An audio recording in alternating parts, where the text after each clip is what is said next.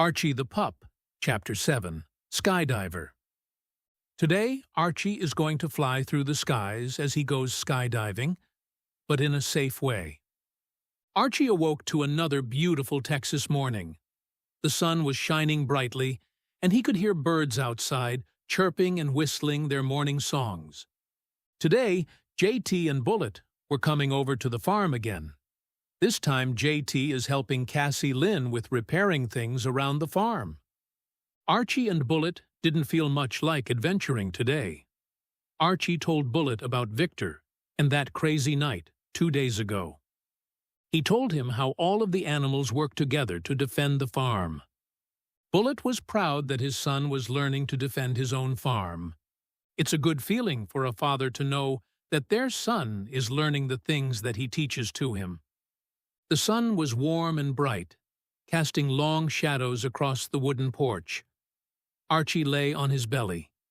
He was watching JT, who was busy fixing a loose board on the farmhouse steps.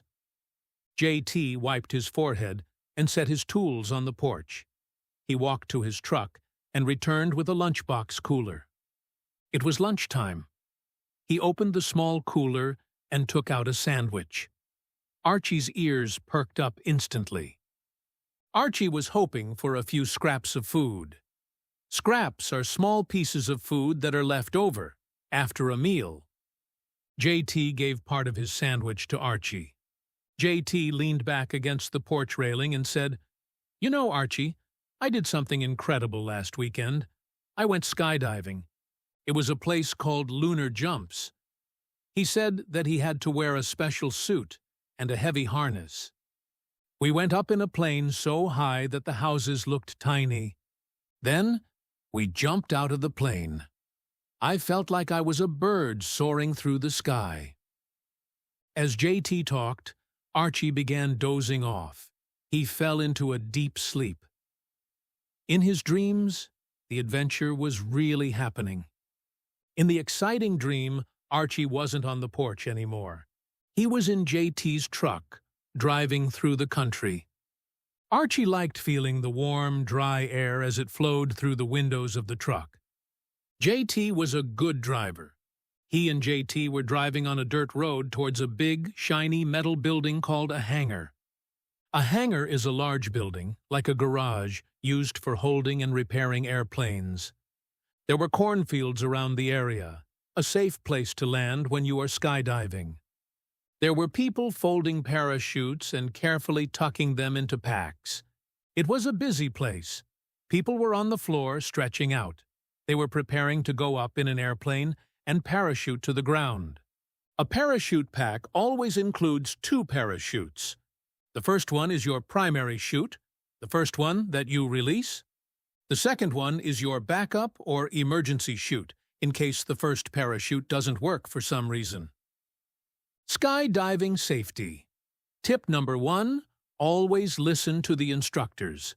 They are the experts who keep everyone safe in the sky. Archie agreed to listen to the instructors.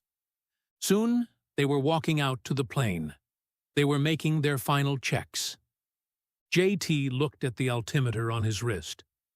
An altimeter is like a wristwatch. It shows how high you are above the ground.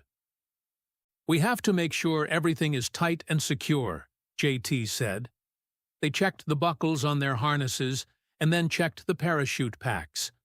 A parachute is a large piece of strong cloth that opens up when it's released to slow someone down as they fall through the air, floating them to the ground. Safety. Tip number 2. Every skydiver carries 2 parachutes in case there is a problem with the first parachute. Archie and JT walked out of the hangar and onto the runway area towards the plane. The small blue and white plane was waiting to take them up into the sky. They climbed into the plane and sat on the straight metal bench. Once they were safely seated, the pilot pushed the throttle forward and the plane started racing down the runway. It was shaking and bouncing as it became faster, and then it was smooth and quieter as it lifted off of the ground. When the plane lifted off, It headed straight upwards towards the clouds. Archie felt the pressure on his body from the force of the takeoff. It was incredible. The plane continued climbing far up into the sky.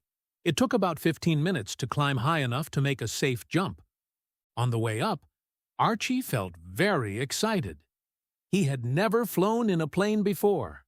The feeling of driving so fast in a plane was not like driving in a car at all.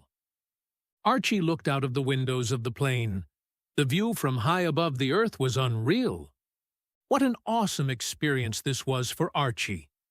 He could not have imagined how this feels without trying it. JT made one last check of the gear. He kept checking his altimeter to see how high above the ground they were flying. He checked Archie's strap and placed a pair of goggles onto the dog's head.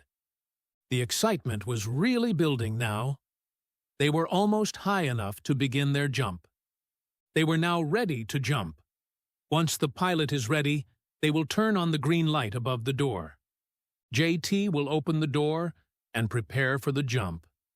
JT said, "Are you ready to go, big guy?" while looking at Archie.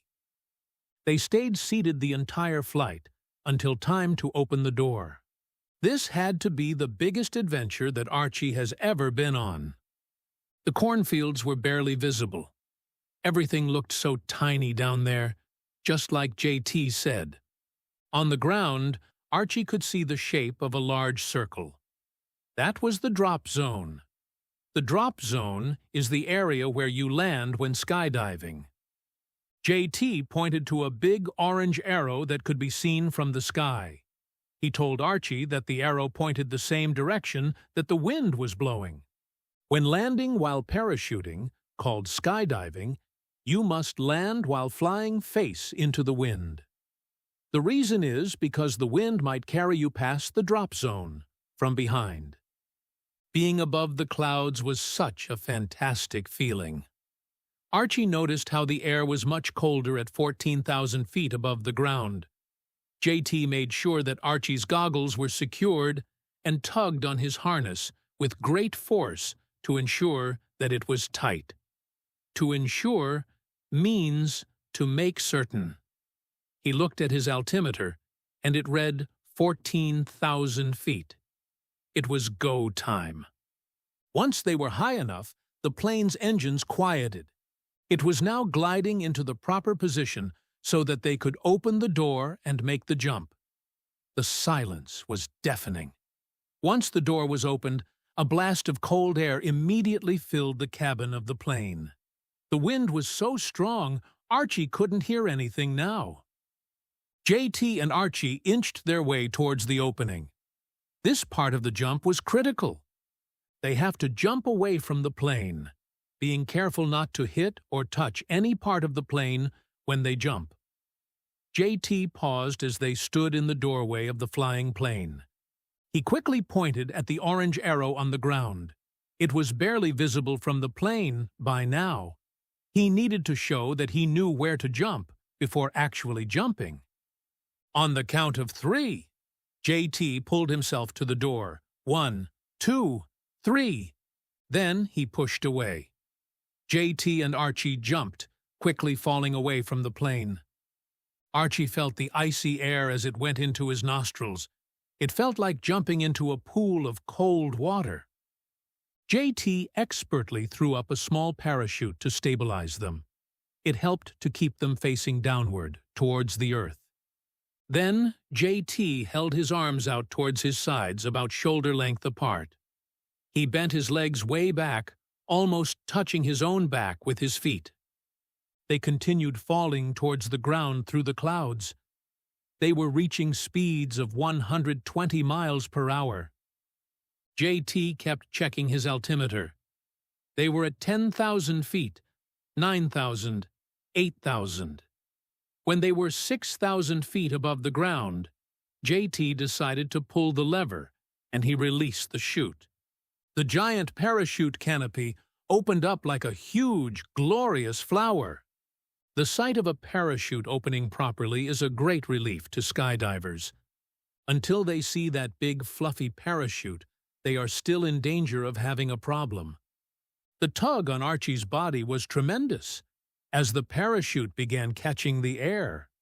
They slowed down so fast that the parachute carried them way up into the sky before fully opening. Then, without warning, the parachute was fully opened and they began drifting in total calm and silence.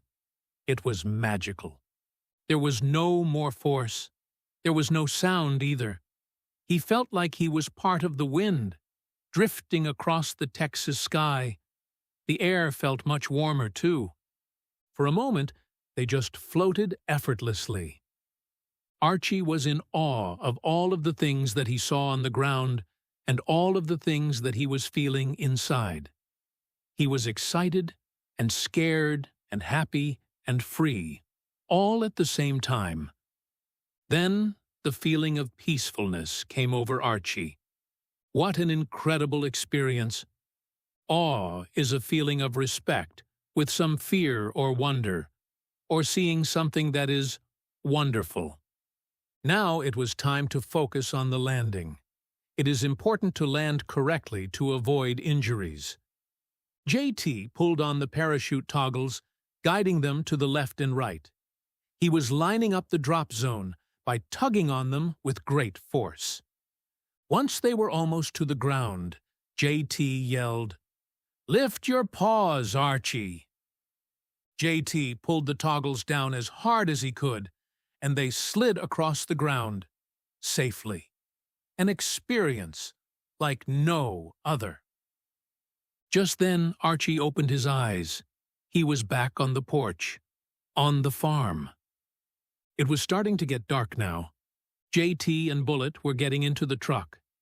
JT yelled, "It was nice having lunch with you today, Archie." Then they drove away. Archie only dreamed that he was skydiving. It all seemed so real, so wonderful. Well, it was still a great dream, and he was able to do it safely. That night, when Archie faded off to sleep again, he hoped that he would have another dream about being a skydiver. What a fantastic day. Tomorrow, Archie faces a big test when he discovers some big news. See Choco, the real-life inspiration behind the Archie series, by going to YouTube. Search for Archie the Pup series.